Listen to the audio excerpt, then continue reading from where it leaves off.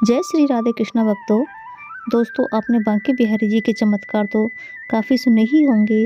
वैसा ही एक सच्ची घटना मैं आप सभी को सुनाने वाली हूँ, तो आप लोग प्रेम पूर्वक सुनिए। बांके बिहारी जी का चमत्कार। मथुरा के निकट एक गांव में एक छोटी लड़की रहती थी। वृंदावन के निकट होने के कारण वहां से बहुत लोग ठाकुर जी के दर्शनों को जाते थे। जब वो छोटी बच्ची 5 साल की हुई तो उसके घर वाले बांके बिहारी जी के दर्शन के लिए जा रहे थे। उस समय वाहन बहुत कम थे।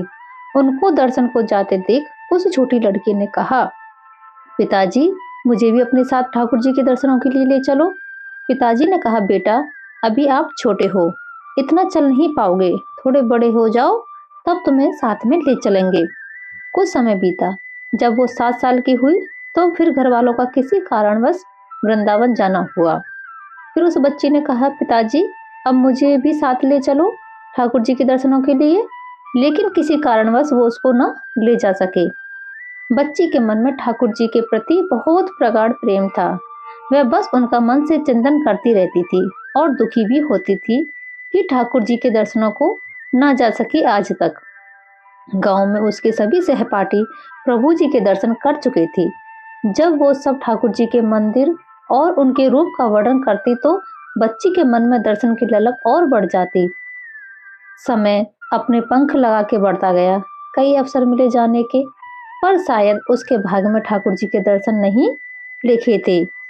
जब वो 17 साल की हुई तो उसके पिताजी को उसके विवाह की चिंता हो गई। उसका विवाह तय हो गया। संयोग कहो या ठाकुर जी के प्रति प्रेम, उसका विवाह वृंदावन के सबसे पास वाले गांव में हो गया। वह लड़की बहुत प्रसन्न थी कि अब तो उसको भी ठाकुर जी के दर्शन होंगे। जब विवाह संपन्न हुआ तो वह अपने ससुराल गई, फिर रस्म निभाने के लिए वापस अपने घर आई।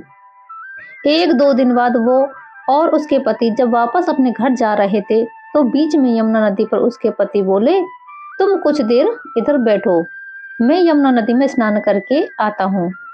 उस लड़की का चिंतन अब ठाकुर जी की तरफ चला गया और सोचने लगी कि कब ठाकुर जी के दर्शन होंगे। उस लड़की ने लंबा घूंघट निकाल रखा था क्योंकि गांव है, ससुराल है, और वहीं बैठ गई।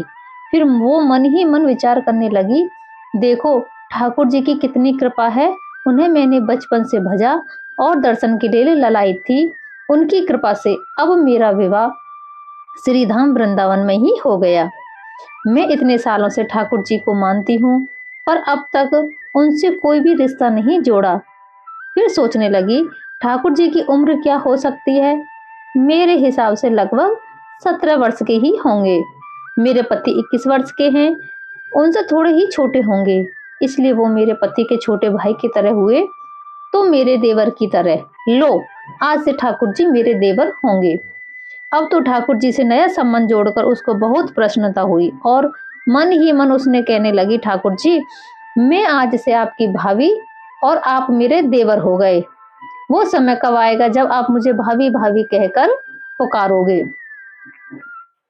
जब वो किशोरी ये सब सोच ही रही थी, तभी एक किशोरावस्था का सांवला सा लड़का उधर आ गया और कहने लगा, भाभी भाभी।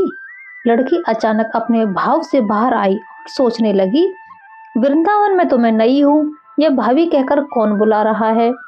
वो नई थी, इसलिए घूंघट उठाकर भी नहीं देखा कि गांव के किसी बड़े बूढ़े ने देख लिया तो बड़ी बदनामी होगी।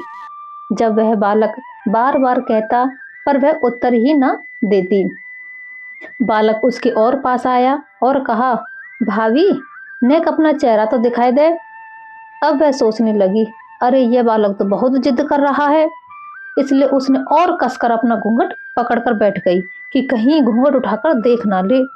भाभी, आपने ये पर्दा क्यों कर रखा है, हम तो आपके देवर हैं।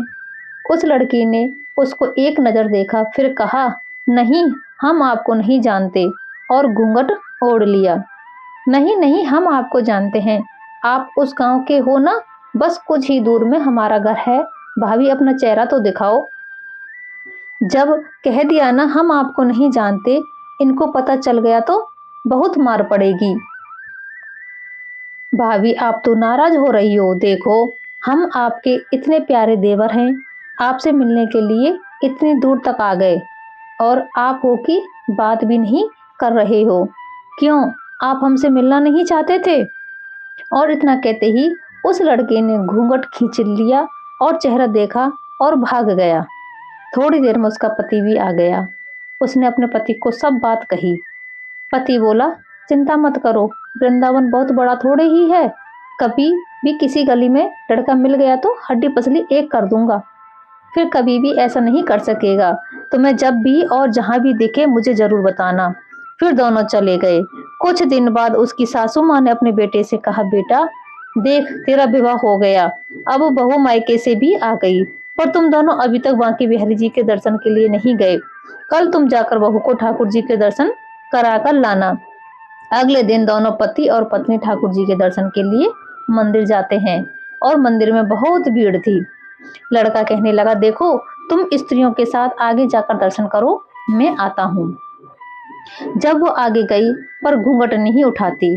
उसको डर लगता कोई बड़ा बूढ़ा देखेगा तो क्या कहेगा कि नई बहू घूंघट के बिना ही घूम रही है। बहुत देर हो गई। पीछे से पति ने आकर कहा, अरे बावली ठाकुर जी के सामने है, घूंघट काय को ना खोले? घूंघट नहीं खोलेगी तो प्रभु जी के दर्शन कैसे करेगी? अब उसने अपना घूंघट उठाया और जो बांके बिहारी जी की ओर देखा तो बांके बिहारी जी की जगह वो बालक मुस्कुराता हुआ दिखाया। तो वह चिल्लाने लगी, सुनिए ओ जी जल्दी आओ जल्दी आओ। पति जल्दी से भागा भागा आया और बोला, क्या हुआ? लड़की बोली, उस दिन जो मुझे भाभी भाभी कहकर भागा था ना, वह लड़का मिल गया। पति ने कहा, कहाँ है? अभी उसे देखता हूँ, तो बता तो जरा। उसने ठाकुर जी की ओर इशारा करके बोली, ये रहा आपके सामने ही तो है।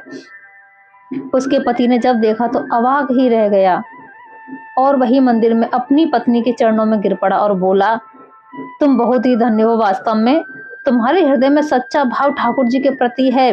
हम इतने वर्षों से वृंदावन में हैं, पर आज तक हमें उनके दर्शन नहीं हुए, और तेरा भाव इतना उच्च है कि ठाकुर जी ने तुझे दर्शन दे दिए। ठाकुर जी से सच्चे प्रेम से जो भी रिश्ता बनाओ तो ठाकुर जी उसे जरूर निभाते हैं, जैसे इस कहानी में ठाकुर जी ने देवर का संबंध निभाया। आशा करती हूँ दोस्तों आप सभी को यह कहानी पसंद आई होगी। वीडियो देखने और सुनने के लिए आप सभी का बहुत बहुत धन्यवाद। जय बांके बिहारी लाल की।